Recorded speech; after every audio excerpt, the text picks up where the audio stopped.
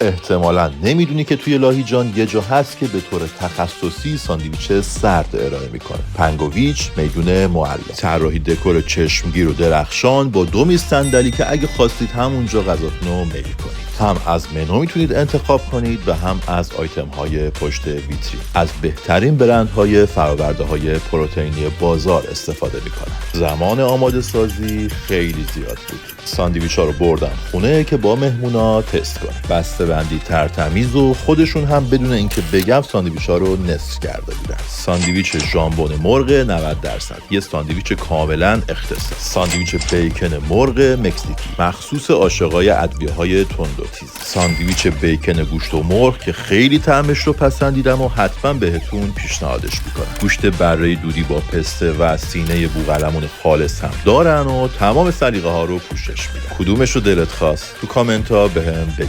لایک و سیو و خوندن کپشن هم یادت نره.